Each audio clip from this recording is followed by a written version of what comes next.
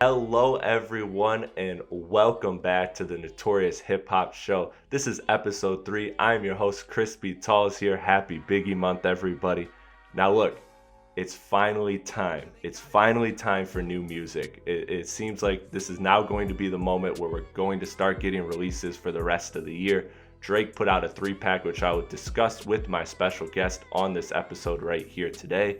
Then, of course, I have to announce the Anderson .Paak and Bruno Mars coming together for their band Silk Sonic, which honestly could be the greatest album of all time and responsible for at least half of 2022's baby making. Now, also, I have to shout out Kenny Beats and Denzel Curry came back. The deluxe trend is not over yet. Those two reunite for Unlocked 1.5. And last I checked, Kenny Beats is still the police. So stream that with caution. Next up, a quick shout out to Jay-Z. This man, when he said, "I'm not a businessman, I'm a businessman," that was a prophetic line that y'all are just now catching because this man just cashed in. Jay-Z's 2 deals this week. He had Moet buying 50% of his Ace of Spades stake for $300 million and then selling his Tidal music streaming service to Jack Dorsey of Twitter for $297 million, which is also dope because all of the artists Jay-Z made minority owners in Tidal, which means they get a share of the money as well. So shout out to Hope for that, for increasing his net worth by 40% in just 2 weeks. Amazing, amazing. Lastly, the Grammys. We got to talk about them. I know, every year it's the same trash. No rap albums get nominated for Best Album of the Year, or if they do, they lose to Taylor Swift. But this year, it did have some encouraging signs. Beyonce winning a few Grammy Awards for the Savage remix with Meg Thee Stallion was really dope. But yet somehow, despite her becoming one of the most Grammy-winning female artists of all time, she is still underachieved at the Grammys because the Grammys have done her dirty for so many years. The Bigger Picture by Lil Baby definitely got screwed out of Song of the Year.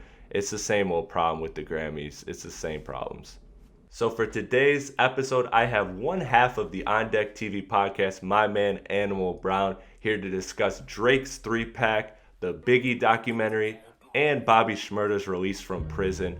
All of that starting now. Let's go. All right, joining me for episode 3, I got my man, the other half of the OnDeckTV Podcast, Animal Brown, fresh off the Dame Dash interview. Animal Brown, how you doing, sir? I can't complain, man. I appreciate you for having me. Of course. You knew in the history of a Chris Platte show that you was going to be the first, if not one of the first. With a new Drake drop, I knew the call was coming, man. I knew it. Man, I threw that up like a bat signal. I'm thinking, all right, Detroit. I'm recording in Detroit, and we talking Drake. I gotta throw the bat signal your way. Let's get it, man. I'm with it. All right, man. But before we get to Drake, let's jump into Bobby Shmurda, fresh off his release. After being incarcerated in 2014, he and Rowdy Rebel are both now free and out. Let me just ask it to you this way, Animal Brown, because this has been attacked a lot of ways. So the way I'm focused on this story is that it is getting a lot of love. We're seeing it in a lot of places that you wouldn't normally see Bobby Shmurda talked about. Is this, considering all of the stuff we've seen with who being snitching and all that, is this side of the hip hop story, of the hip hop culture, getting enough attention in your eyes? Yeah, I think so, man. And to some, it's actually getting too much attention. I had a homeboy of mine who hit me up and said, "Hey, are they just gonna make me like Bobby Shmurda and Rowdy Rebel? They're gonna make me like them?" Because he's not a fan, and we got to remember Bobby's run was short. He made a loud splash, but the run was short, so he didn't really have time to build into being an artist. So these expectations with him getting out are through the roof. And I don't know if he's gonna be able to hold up to that. That's my only problem. But he is out here a lot. Some people are thinking he might be getting whored out a little bit, posing with different brands and and hats and stuff that people don't normally associate him with. So I hope the best for him. I hope he can catch his stride with the drill movement that's kind of hot right now. And I hope he and Rowdy do well, man. I'm rooting for him. Yeah, I think we absolutely got to root for him. But the thing, my answer to this question is we'll see. And that's when the music comes out, when Bobby and Rowdy start to do their music thing. Let's then see, the numbers and the reception and the attention it's getting and from what publications.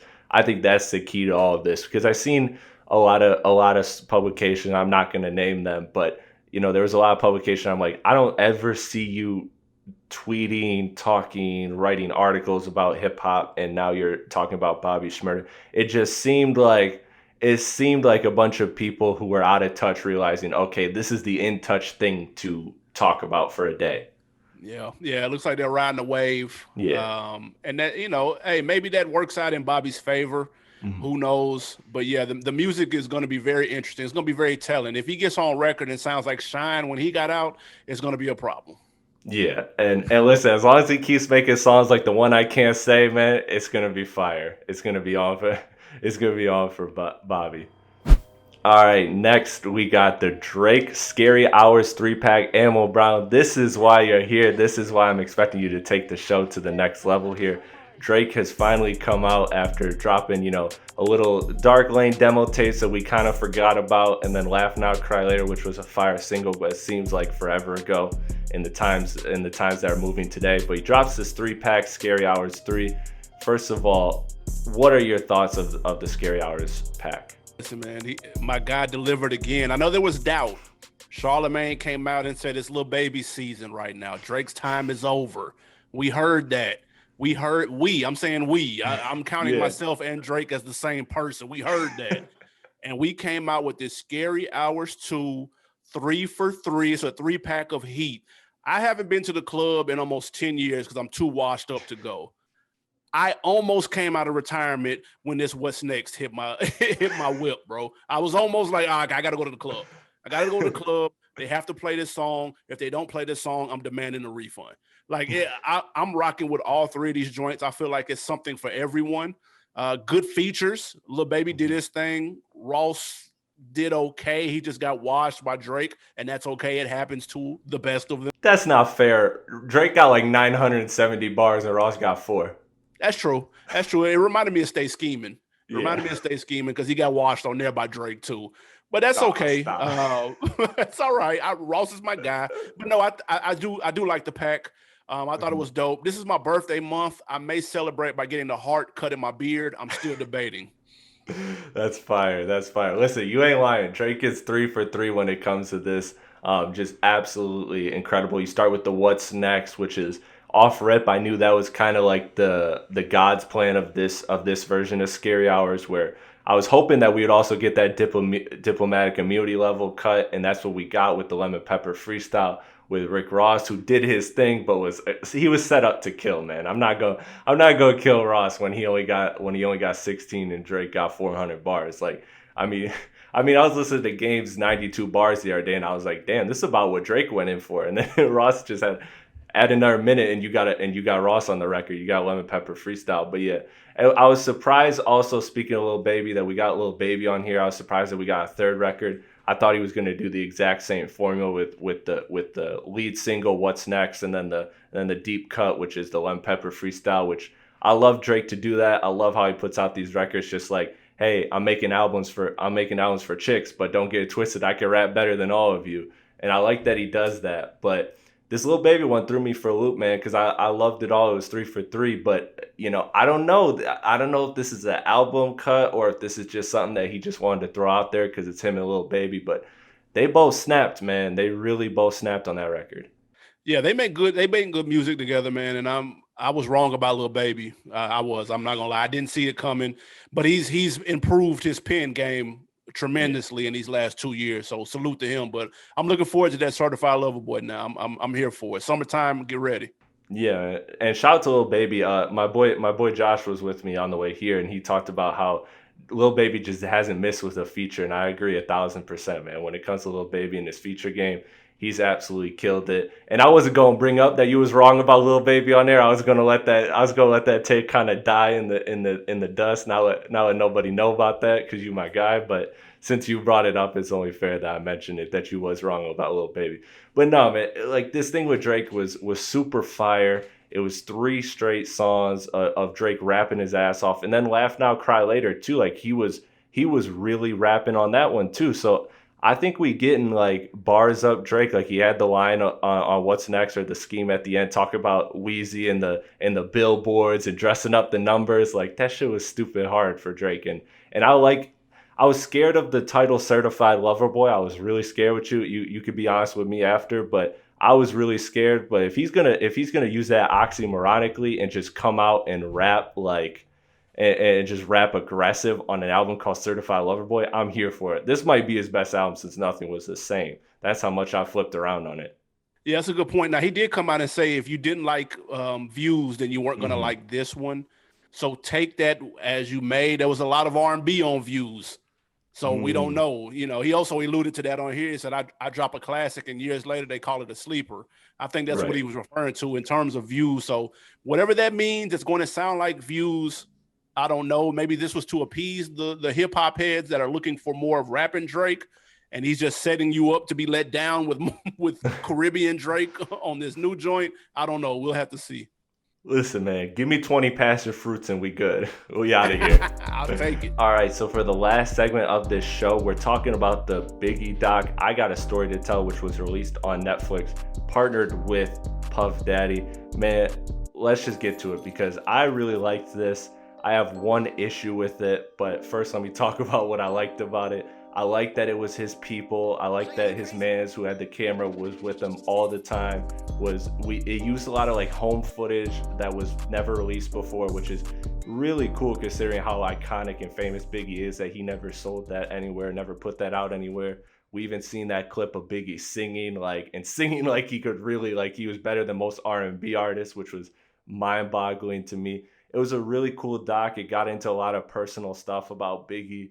The one gripe I had, Animal Brown, and this might be the Pac guy in me, is that you have to tell Pac whenever you're talking about Biggie. Like I get that, and I'm happy that it wasn't more than like 10 minutes on Pac because it was focused on Biggie, and I didn't want it to be like a half hour was talking about Tupac in the war on the war on East West. But the thing to me was that it was 10 minutes of Pac, but it was all clips of him screaming and mad. Like they made Pac look kind of, a little bit wild, which I'm not saying he don't have no accountability in everything that went down, but I don't know, maybe am I just being too much of a Pac stan when it comes to that part of it? Maybe so. I didn't pick up on that. And listen, I'm as big as a Pac fan as the next person. I didn't pick up on that. I did enjoy the documentary though, as well. It wasn't too long. It's about an hour 30, hour 40. I wasn't going to hold you too long. And like it's always enhanced. Documentaries like this are always enhanced by the never before seen footage. Right. I felt like the Dr. Dre and the Jimmy Iovine joint was similar. They had never before seen footage of NWA recording. It's like, man, where have these tapes been this whole time? Like, that's the only thing I can think of. Like, who the hell was storing this? Like, that's super dope. So I was a fan. I learned a couple new things. That's always good too when you're looking at a documentary. And I'm glad that they didn't hone in on the murder the entire time. I feel like people have been cashing in on that. We saw the TV show on USA. They've got the new movie that's coming out this month with Johnny Depp that's going literally talking about the same thing. So those are coming off more as cash grabs to me. I like just hearing the origin story of Big. I'm here for that. Mm-hmm. Yeah, I agree with that. I love the part that they got into like the family, like musical roots and just like all of the influences that he had. And also, as somebody who's not a New Yorker, like, I'm well versed in hip hop, so I'm kind of geographically familiar with New York. But, the fact that they had that little map breaking down the blocks, like that helps to a white boy who hasn't grown up in New York. That helps. That helps to a lot of people, man, because New York is a whole nother beast.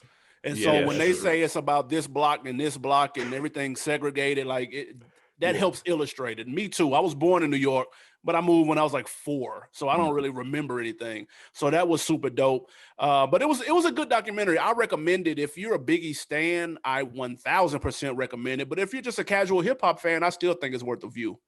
Yeah, I agree. And especially with it, that was my thing with the Pac thing, was because it with this Biggie documentary, and there's been enough time since, it may be exposing it to a new generation of people that obviously know the myth, the legend of Tupac and Biggie, but they don't necessarily know the full story of it. So that was kind of the thing when it came to Pac, was like if you have just all these clips of him just screaming East West money power, like all this stuff that he was on, no doubt, but like that wasn't all he was about and everything. So that was kind of my issue with that part of it, is that maybe a new generation, a new set of eyes is watching this story of Biggie and Pac, and that it could kind of influence them a certain way. That's a good point. You're right. Now that you mentioned that, he was angry in every appearance that he made in the documentary. And people may get the wrong idea if you're not familiar. But then that's when, hey, maybe some of those people are listening. You got to go check out the Pac documentaries too. There's several of them out. Get to know him as well. He wasn't angry 24 hours a day, 7 days a week, like he was portrayed in the Biggie documentary. That's a good point. Yeah, he definitely wasn't. The last thing I'll say on New York geography, man, is that I don't know how some dudes can be on the corner of 74th and 79th Street. Like, that shit makes no sense to me. That's New York. It's a special place, man. It makes all the sense in the world to them and none to anybody else, but I'll let them have it. That's true. Anyways, happy anniversary to Biggie, Life After Death. Go listen to that. And, it's Biggie. It's not just Biggie Day, it's Biggie month here in March, with the album Life After Death and his passing. This is definitely the perfect time to stream it. I accidentally streamed it on accident, really, when it came to the day of Biggie, like on National Biggie Day was the day I happened to watch it. I actually didn't get around to watching it until then. So it's kind of funny that I did that without even thinking about it. Yeah, man, 24-year anniversary, man. It's crazy. I remember it, man.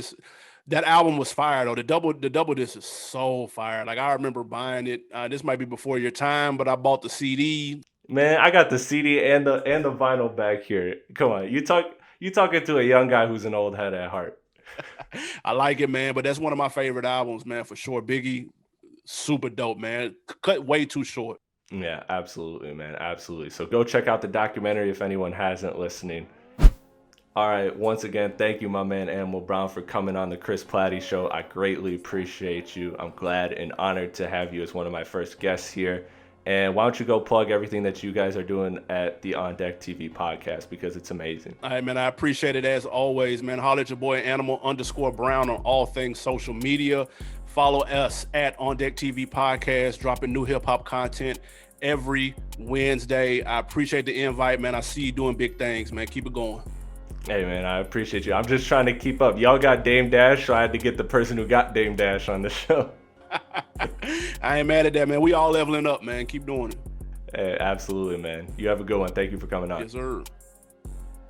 All right, that is a wrap for today's episode. I want to thank my guest, Animal Brown, one half of the OnDeckTV Podcast, for dropping in. I greatly appreciate you, bro. Much love to you for wearing that Detroit 2 Don Life hoodie. So I want everyone to leave their comments below on this video here. What did you think of the Drake 3-pack? What did you think of Bobby Shmurda's release from prison, and what do you expect from him moving forward? Also, what is your thoughts on the Biggie doc? All of that right here below in the comments. Also, like the video, share the video, hit the bell, or we bring in World War III to your front doorstep, and follow us on all of the socials. Thank you everyone for tuning in. Have a good night, and shout out Jay-Z 444, one of the greatest albums ever.